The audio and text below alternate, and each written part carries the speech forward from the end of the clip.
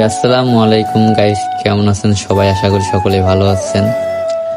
আজকে মূলত 1 বছর পর আমি অনেক কষ্ট করে টাকা জমাইছিলাম, তাও আমার ব্যাংকে।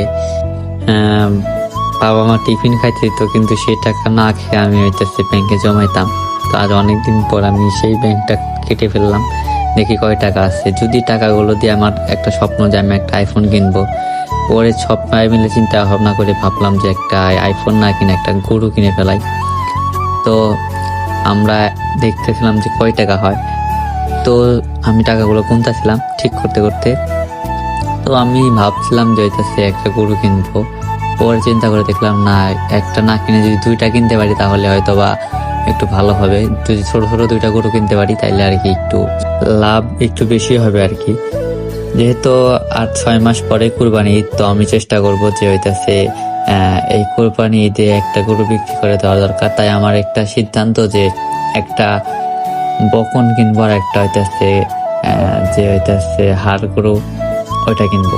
তো যেহেতু হাড় গরুর দাম একটু বেশি, তার জন্য আমার কাছে পর্যাপ্ত টাকা নাই অতটা। তো আমি ভাবলাম যে হইতেছে তাহলে একটা যে মেয়ে গরুটা আছে ওই গরুটার টাকাটা হইতেছে আমি আমার ফ্যামিলির থেকে নিব। তো আমি এই সিদ্ধান্ত নিয়ে পরে বাসা থেকে বের হব। তো গুনে গুনে দেখলাম যে আমার কাছে প্রায় 75,000 টাকা হয়েছে। কিন্তু আমার হইতেছে 2টা গরু কিনতে গেলে আরো প্রায় 30-40,000 টাকা দরকার। পরে আমি আমার আম্মুর থেকে টাকা নিয়ে চলে গেলাম। এরপর আমরা একটা সিএনজি নিয়ে চলে যাইতেছিলাম। তো আমরা যাওয়ার পথে পথে আমরা এখানে হাটের নামটা আমি মনে নাই গিয়ে, আমাদের মানিকগঞ্জে হাটটা বসে, তো আমরা হাটে চলে আসলাম। তো এইখান থেকে আমরা গরু দেখতেছিলাম। হাটের এখন ঢুকিনি হাটের ভিতরে। তো আমরা রাস্তায় থেকে কিছু গরু দামাদামি করতেছিলাম যে কোনটা কত হাজার টাকা, বাইরের থেকে একটা আইডিয়া নিতেছিলাম।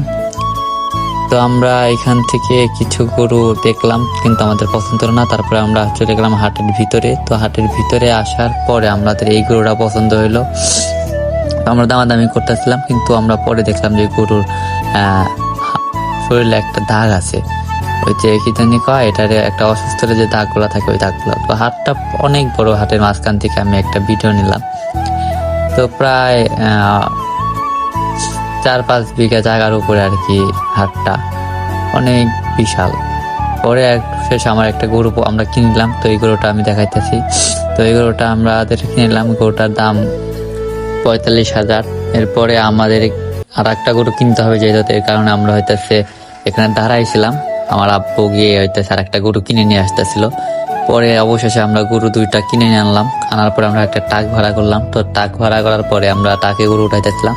তো আমাদের সামনে একটা গরু আর আমাদের যে ছোট ছোট 2টা গরু। পরে আমরা এখান থেকে ট্রাকে করে গরুগুলা বাসায় নিয়ে যেতেছিলাম। এরপর আর কি, এরপরে বাসায় নিয়ে যাওয়ার পরে আর কোনো ভিডিও করা হয় নাই, যার কারণে আর ভিডিও দেখতে পাচ্ছিলাম। যাই হোক, এটাই আমার ব্লগ। সবাই সাবস্ক্রাইব করবেন, লাইক দিবেন, ধন্যবাদ। তবে এখন যাই রে, ঘুম পারো, টাটা।